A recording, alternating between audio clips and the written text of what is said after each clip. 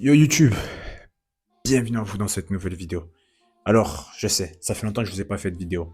Et il y a pas mal de personnes qui m'ont envoyé des messages pour me dire que ça faisait un moment que j'avais pas fait de vidéo, que ça serait bien que je fasse des petites vidéos, les gars, sur YouTube. Et d'ailleurs, merci pour vos messages. Je suis très honoré que le débat tourne autour de ma petite personne. Je vous fais cette vidéo-là pour vous montrer aujourd'hui comment est-ce que vous pourrez ajouter des upsells personnalisés dans votre panier Shopify. Des upsells en forme de slider. Je vais vous montrer ça, les gars. Et quand je dis des upsells personnalisés, en fait, ce qu'on va faire, on va utiliser les métafields de Shopify pour faire en sorte que si vous ajoutez un produit en particulier dans votre panier Shopify, alors on va proposer des upsells personnalisés à votre client. Je m'explique, les gars. Oui, je fais que d'utiliser le mot personnalisé, mais je vais m'expliquer. Imaginons que votre client arrive sur votre boutique et il ajoute dans son panier une caméra. Ben, ce qu'on va faire, on va tout simplement lui proposer en upsell dans son panier une carte mémoire pour faire en sorte d'augmenter le panier moyen, pour faire en sorte que le gars il dépense plus d'argent sur votre boutique. Mais vous voyez, en fait, si on fait juste des upsells sur Shopify mais pas personnalisés, alors si le gars il achète une caméra, il y aura des upsells qui n'ont rien à voir avec la caméra dans son panier. Mais nous, on fait en sorte que c'est des upsells qui soient personnalisés et sans forcément installer d'application, les gars. Vous me connaissez déjà, vous connaissez le concept de la chaîne.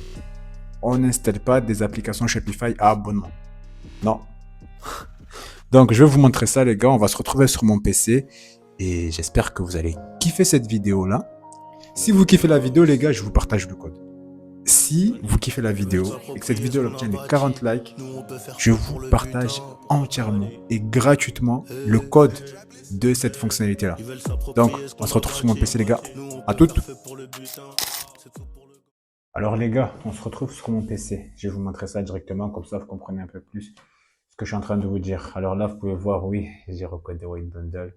D'ailleurs, je vous l'ai déjà dit que j'ai recodé White Bundle, les gars. Donc, je vais vous montrer quelque chose. Par exemple, là, oh, attendez, je vais supprimer mon panier pour qu'on ait un panier vide. Et là, vous pouvez voir que quand on a un panier vide, les gars, notre panier, il peut ressembler à ça, il n'y en a rien du tout. Et que par exemple, si on va ajouter ce produit-là en particulier et qu'on sélectionne nos variantes, parce que j'ai recodé White Bundle, vous pouvez le savoir. Oui, je m'en vante, les gars, j'ai le droit. J'ai recodé White Bundle. Du coup, quand je fais Add to Cart, et là, vous pouvez voir qu'on nous propose des upsells juste ici, les gars. Donc, si je fais ajouter celui-là, et bim, on ne le propose plus. Il est où? Il est passé où? Ben, on ne le propose plus parce que maintenant, il est dans le panier Shopify, les gars. Si je le retire, bim, il réapparaît. Et là, regardez juste un petit truc, les gars. Par exemple, si je fais supprimer et que je vais dans cette partie-là dans cette partie-là, en fait, dans ce produit-là, et que je fais ajouter au panier, je fais add to cart. Là, vous voyez, on ne propose pas vraiment d'upsell. En plus, ce que je pourrais faire, c'est modifier le code pour que ici même recommandé, s'il n'y a pas de produit dans les upsells, ben, le recommandé n'apparaîtra pas. Il faut que je modifie juste ça. Mais peut-être que je vais le faire après. Là, j'ai un peu la flemme, je vous avoue. Mais peut-être que je le ferai après. Donc, vous venez de voir, les gars, on a des upsells personnalisés en fonction de nos produits qu'on ajoute dans le panier. Si j'ajoute ce produit-là en particulier, je vais vous montrer comment j'ai configuré ça, les gars.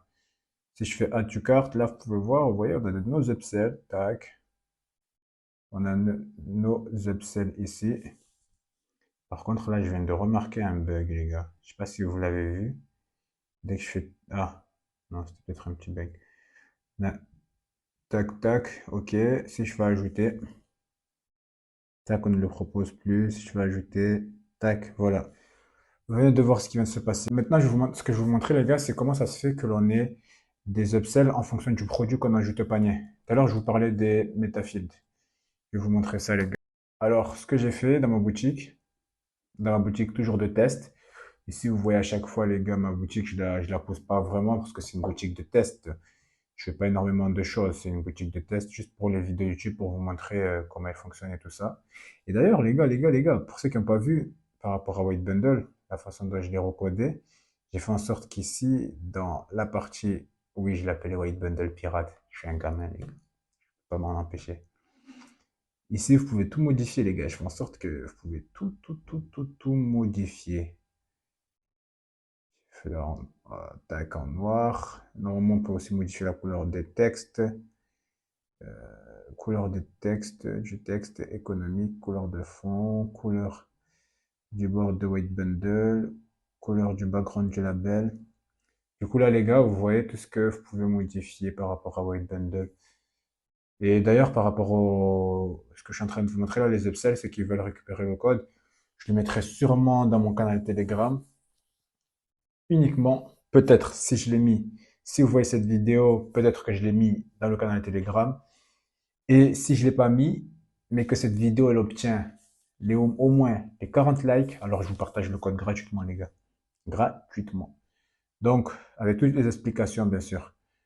Donc là, par exemple, je vais aller dans paramètres, ce que j'ai fait dans données personnalisées. Je me retrouve ici dans produits. Et en fait, j'ai créé un métafield que j'ai appelé upsell panier. Upsell-panier, c'est un métafield que j'ai créé. Je vous ai déjà montré peut-être comment créer des métafields, je sais pas. Juste, je vous remontre peut-être, par exemple, comment faire. Je fais données personnalisées, les gars. Là, produit, je fais ajouter une définition. Et en fait, je l'ai appelé upsell- je vais pas le refaire, juste c'est un exemple. Upsell panier, comme je l'ai créé tout à l'heure, mais moi, là, c'est juste un exemple pour vous montrer. En fait, ici, je vais sélectionner le type et je vais sélectionner produit. Ensuite, je vais faire une liste de produits pour pouvoir sélectionner plusieurs produits. Et ensuite, je fais enregistrer.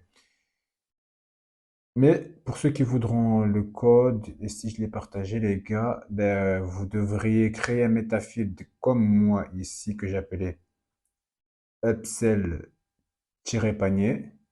Il va falloir créer ce métafield là.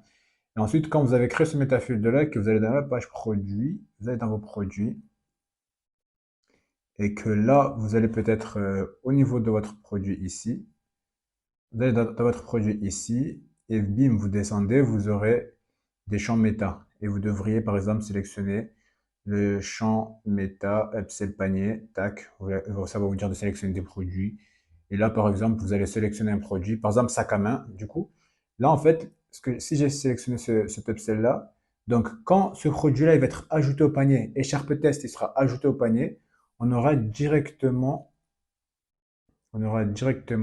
attendez, je supprime tout.